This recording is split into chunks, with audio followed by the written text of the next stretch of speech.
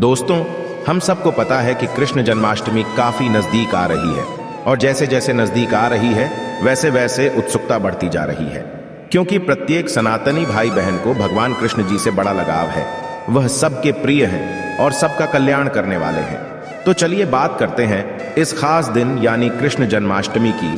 दोस्तों, कई हजार सालों पश्चात 7 सितंबर 2023 को बहुत ही दुर्लभ और अद्भुत संयोग बनने जा रहा है, क्योंकि इस दिन अष्टमी का पावन पर्व पड़ रहा है। दोस्तों, इस दिन राज योग, अमृत सिद्धि योग, साथ ही धन लक्ष्मी योग जैसे कई सारे योग बन रहे हैं और इस समय भगवान कृष्ण सबसे अधिक प्रसन्न होते हैं। यानी आप भगवान से इस दिन जो भी मांग ले वह आपकी हर इच्छा भगवान कृष्ण शीघ्र ही पूरी कर देंगे। वही दोस्तों, कृष्ण भगवान को प्रसन्न करने के लिए जन्माष्टमी पर कुछ खास उपाय जरूर करने चाहिए, जो कि आपकी किस्मत बदल सकते हैं और आपको मालामाल बना सकते हैं। यदि आप भी अपने जीवन में भगवान कृष्ण की कृपा पाना चाहते हैं तो इस वीडियो को लाइक करके कमेंट में राधा कृष्ण लिखना ना भूले। दोस्तों, आज की इस बेहद ही सुंदर वीडियो में आपसे बात करेंगे कृष्ण जन्माष्टमी वर्ष 2023 में कब मनाई जाएगी, किस दिन आप जन्माष्टमी का व्रत रखेंगे और कृष्ण जन्माष्टमी की पूजा का शुभ मुहूर्त क्या रहेगा। इसके अलावा हम आपको बताएंगे कि जन्माष्टमी के व्रत का पारण किस समय किया जाएगा और जन्माष्टमी की संपूर्ण पूजा विधि क्या है। इस दिन में कौन से उपाय है जिसको करने से आपकी किस्मत चमक जाएगी और आपकी मनोकामना पूरी हो जाएगी। दोस्तों, यह पर्व भगवान श्री कृष्ण जी के जन्मोत्सव के रूप में मनाया जाता है। भगवान श्री कृष्ण का भादु मास के कृष्ण पक्ष की अष्टमी तिथि को रोहिणी नक्षत्र में हुआ था और उनके जन्म के दिन को आज भी काफी धूमधाम से मनाया जाता है। दोस्तों, जन्माष्टमी के दिन भगवान कृष्ण की आरती रात यानी 12 बजे की जाती है और घंटे घड़ियाल बजाकर उनके जन्म की बांटी जाती है। दोस्तों, जन्माष्टमी का मथुरा और वृंदावन में बहुत ही धूमधाम से मनाया जाता है। खासकर मंदिरों और घरों में लोग बाल गोपाल के जन्म का उत्सव का आयोजन भी करते हैं और बाल गोपाल के लिए पालकी भी सजाते हैं। ऐसी मान्यता है कि भगवान विष्णु जी ने धर्म की स्थापना करने के लिए श्री कृष्ण जी के रूप में जन्म लिया था और इस दिन पर धारण कर श्री कृष्ण जी का स्मरण करना अत्यधिक फलदायी होता है। दोस्तों, शास्त्र में जन्माष्टमी के वक्त को वक्त का राजा भी गया है। भविष्य में इसके संदर्भ में उल्लेख है कि जिस घर में यह व्रत किया जाता है वह अकाल मृत्यु, गर्भपात, दुर्भाग्य तथा कलह से पीड़ित नहीं होता है और जो भी इस व्रत को एक बार कर लेता है वह दुनिया के सभी सुखों को भोग कर विष्णु लोक में निवास करता है। दोस्तों, इस दिन लोग पूरा दिन भर उपवास रखते हैं। आपको बता दें कि जन्माष्टमी का व्रत अष्टमी तिथि से शुरू होता है और इस व्रत का पारण नवमी तिथि में ही करना चाहिए, तब इसका पूरा फल होता है। और जो लोग इस व्रत को रखें उन्हें सुन ले कि रात में हल्का व सात्विक भोजन करना चाहिए, साथ ही ब्रह्मचर्य का पालन करना चाहिए। दोस्तों, जन्माष्टमी के व्रत के दिन कुछ लोग निर्जला रहते हैं तो वही कुछ लोग फलाहार करके भी इस व्रत को पूरा कर सकते हैं। दोस्तों, जन्माष्टमी के दिन प्रातःकाल जल्दी उठकर स्नान आदि कर स्वच्छ वस्त्र धारण करें। इसके पश्चात पूर्व या उत्तर दिशा की ओर मुंह करके बैठ जाए और अपने हाथ में थोड़ा सा जल पुष्प कर अक्षत ले लें और जन्माष्टमी का संकल्प करें। इसके पश्चात भगवान कृष्ण जी की पूजा करें। आपको बता दें कि भगवान श्री कृष्ण जी की पूजा निश्चित काल यानी आधी रात में करने की परंपरा रही है और किसी किसी घरों में रात 12 बजे भगवान कृष्ण जी का जन्म भी किया जाता है। तो जो लोग कृष्ण जी का जन्म रात में करते हैं वे नाल छेदन भी करते हैं, तो उनके लिए बता देते हैं कि 12 बजने से कुछ घंटे पहले ही एक पत्ते वाला खीरा लें और कुछ थोड़ा सा काट कर उसमें लड्डू गोपाल को बिठा दें। जब 12 बजे तो भगवान को उस खीरे से बाहर निकालकर एक सिक्के की मदद से खीरे को काट दे। इसे नाल छेदन कहा जाता है। इसके पश्चात उन्हें सबसे पहले शुद्ध जल से स्नान कराए, फिर उन्हें पंचामृत दूध, दही, घी, शहद और शक्कर से स्नान कराए। तत्पश्चात गंगा जल से स्नान कराए। इसके पश्चात शुद्ध जल से स्नान कराने के पश्चात उन्हें साफ कपड़े से पहुंचकर उन्हें नए सुंदर चमकीले वस्त्र धारण कराए और उनका श्रृंगार करें। इसके पश्चात उन्हें झूले या सिंहासन में करें। ध्यान इस दौरान आप कृष्ण नाम का जाप करते रहे या राधे राधे बोलते रहे या श्री कृष्ण जी के किसी भी मंत्र का जाप करते रहे। दोस्तों, अब आप लड्डू गोपाल की विधिवत पूजा करें। उन्हें चंदन का तिलक लगाए फूल माला अर्पित करें और उन्हें भोग लगाए। भोग में आप माखन मिश्री, पंचामृत, नारियल से बनी मिठाई या धनिये की पंजीरी का भोग लगाए। ध्यान रहे उसमें तुलसी का पत्ता जरूर डालें। इसके पश्चात धूप दीप जलाकर भगवान श्री कृष्ण जी की आरती जरूर करें और लड्डू गोपाल को इस दिन झूला जरूर झुलाएं। दोस्तों, जन्माष्टमी की रात को लोग रात्रि जागरण करके भजन कीर्तन शो आदि भी करते हैं। इससे आपको शुभ फल की प्राप्ति होती है। दोस्तों, शास्त्र में जन्माष्टमी के वक्त को वक्त का राजा भी गया है। भविष्य में इसके संदर्भ में उल्लेख है कि जिस घर में यह व्रत किया जाता है वह अकाल मृत्यु, गर्भपात, दुर्भाग्य तथा कलह से पीड़ित नहीं होता है, और जो भी इस व्रत को एक बार कर लेता है वह दुनिया के सभी सुखों को भोग कर विष्णु लोक में निवास करता है। दोस्तों, इस दिन लोग पूरा दिन भर उपवास रखते हैं। आपको बता दें कि जन्माष्टमी का व्रत अष्टमी तिथि से शुरू होता है और इस व्रत का पारण नवमी तिथि में ही करना चाहिए, तब इसका पूरा फल होता है। और जो लोग इस व्रत को रखें उन्हें सुन ले कि रात में हल्का व सात्विक भोजन करना चाहिए, साथ ही ब्रह्मचर्य का पालन करना चाहिए। दोस्तों, जन्माष्टमी के व्रत के दिन कुछ लोग निर्जला रहते हैं तो वही कुछ लोग फलाहार करके भी इस व्रत को पूरा कर सकते हैं। दोस्तों, जन्माष्टमी के दिन प्रातःकाल जल्दी उठकर स्नान आदि कर स्वच्छ वस्त्र धारण करें। इसके पश्चात पूर्व या उत्तर दिशा की ओर मुंह करके बैठ जाएं और अपने हाथ में थोड़ा सा जल पुष्प कर अक्षत ले लें और जन्माष्टमी का संकल्प करें। इसके पश्चात भगवान कृष्ण जी की पूजा करें। आपको बता दें कि भगवान श्री कृष्ण जी की पूजा निश्चित काल यानी आधी रात में करने की परंपरा रही है और किसी किसी घरों में रात 12 बजे भगवान कृष्ण जी का जन्म भी किया जाता है। तो जो लोग कृष्ण जी का जन्म रात में करते हैं वे नाल छेदन भी करते हैं, तो उनके लिए बता देते हैं कि 12 बजने से कुछ घंटे पहले ही एक पत्ते वाला खीरा लें और कुछ थोड़ा सा काट कर उसमें लड्डू गोपाल को बिठा दें। जब 12 बजे तो भगवान को उस खीरे से बाहर निकालकर एक सिक्के की मदद से खीरे को काट दे। इसे नाल छेदन कहा जाता है। इसके पश्चात उन्हें सबसे पहले शुद्ध जल से स्नान कराए, फिर उन्हें पंचामृत दूध, दही, घी, शहद और शक्कर से स्नान कराए। तत्पश्चात गंगा जल से स्नान कराए।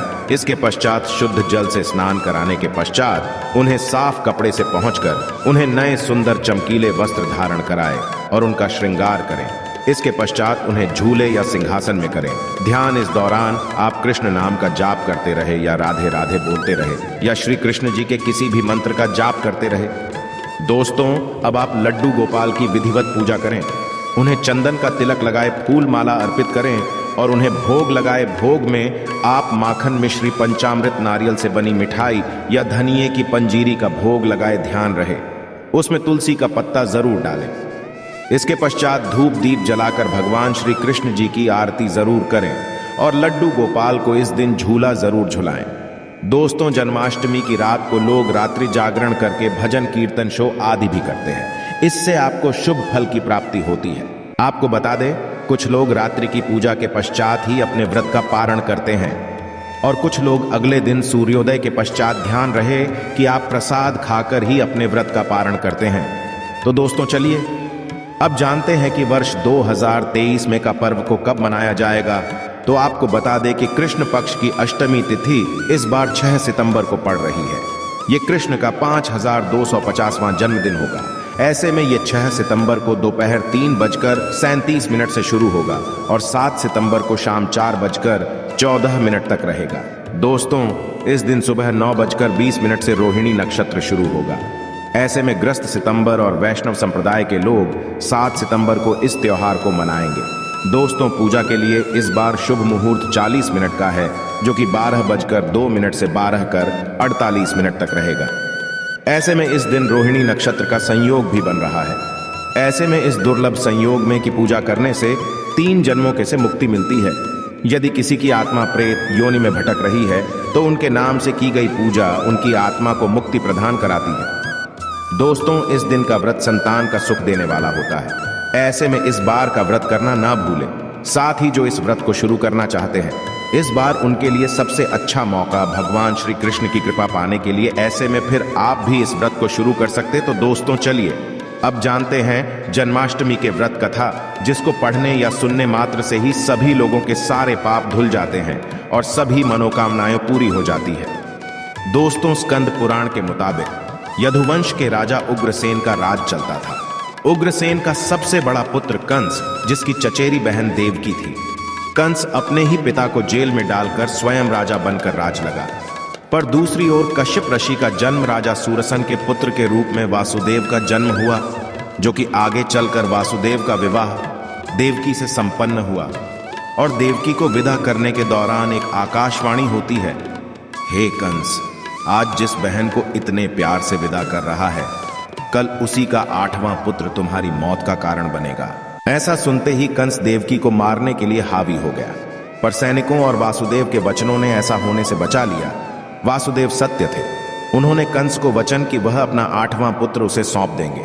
दोस्तों, वसुदेव जी की बात मानते हुए कंस ने उन दोनों को बंदी बनाने का निर्णय ले लिया और उनके पास पहरेदार लगा दिए। इसके पश्चात कंस ने देवकी के सारे संतानों को मारने का प्रण कर लिया। इस निश्चय के अनुसार देवकी के 7 संतान कंस द्वारा मारे गए। इसके पश्चात देवकी के 8वें पुत्र का जन्म हुआ। भाद्रपद मास के कृष्ण पक्ष की अष्टमी तिथि को रोहिणी नक्षत्र के दौरान मध्य रात्रि में भगवान श्री कृष्ण का जन्म हुआ था। बालक जन्म लेते ही की कोठरी प्रकाशमय हो गई। साथ ही एक आकाशवाणी सुनाई दी कि तुम बालक को गोकुल में रह रहे नंद बाबा के यहाँ छोड़ आओ। वहां एक कन्या का जन्म हुआ है, उसे तुम यहाँ ले आओ।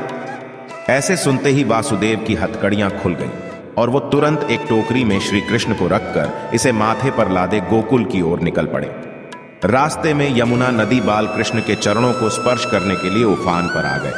फिर चरण स्पर्श करते हुए पूर्ण शांत पड़ गए। फिर इसके पश्चात वासुदेव ने अपने पुत्र को यशोदा मैया के बगल में सुलाकर वहां से कन्या लेकर वापस कारागार लौट आए। तत्पश्चात जेल के दरवाजे अपने आप बंद हो गए। उनके हाथों में फिर से हथकड़ी लग गई। इसके पश्चात सारे पहरेदार भी उठ गए और कन्या के रोने की आवाज आने लगी। सूचना मिलते ही इन्हें कारागार से कन्या को लाया और उसे मारने की प्रयास की, लेकिन वह आकाश में उड़ गई और बोली, अरे मूर्ख, मुझे मारने से क्या होगा? तुझे मारने वाला पैदा हो चुका है। यह बात सुन कृष्ण का पता लगाकर उसे मारने का खूब प्रयास किया। आज्ञा देते हुए राक्षस भी भेजे, लेकिन कृष्ण को कोई नहीं मार सका। अंत में ने कंस का वध किया और उग्रसेन को पुनराजा बना दिया गया। और इस प्रकार श्री कृष्ण जन्माष्टमी की व्रत कथा पूरी होती है। तो ऐसी मान्यता है कि जन्माष्टमी के दिन कहानी को पढ़ने या सुनने से सारे पाप धुल जाते हैं, जीवन की हर समस्या का समाधान मिलता है, साथ भगवान का आशीर्वाद भी सदैव बना रहता है। तो दोस्तों, अब आगे बढ़ते हैं और आप जानते हैं कि जन्माष्टमी के दिन वह कौन से उपाय है जिसको करने मात्र से आपकी किस्मत चमक जाएगी और आपकी सारे अटके हुए कार्य बनते चले जाएंगे। सबसे पहले बात करते हैं, यदि आपके कार्य अटके हुए हैं तो आप कृष्ण जन्माष्टमी के दिन सुबह स्नान ध्यान आदि करने के पश्चात घर के बाल गोपाल को नई पोशाक पहनाए, भोग लगाए और गोपी चंदन से श्रृंगार करें। पास के राधा कृष्ण मंदिर में जाकर वह जयंती फूलों की माला अर्पित करें। यदि वह जयंती फूल माला ना मिले तो रंग के फूल माला भी अर्पित कर सकते हैं। ऐसा करने से भगवान कृष्ण का आशीर्वाद मिलेगा और आपके में प्रगति आएगी। इस उपाय से भाग्य होगा आपका मजबूत। दोस्तों, जन्माष्टमी के दिन बाल गोपाल को केसर, मेवा, मिश्री, साबूदाने की खीर या तुलसी दल डालकर भोग लगाए, लेकिन ध्यान रहे खीर में चीनी की जगह मिश्री की डली डालें। साथ सफेद मिठाई भी अर्पित करें। ऐसा करने से कान्हा की कृपा मिलती है और आपका भाग्य भी मजबूत होता है। इस उपाय से धान्य की कमी नहीं होगी। दोस्तों, सुख समृद्धि के लिए जन्माष्टमी के दिन बाल गोपाल की पूजा करते समय एक पान का पत्ता भी अर्पित करें। फिर पत्ते पर दूर से श्री हरि लिखें। फिर रोज उसको पूजा करने के पश्चात जहां पैसा रखते हैं वहां रख दें।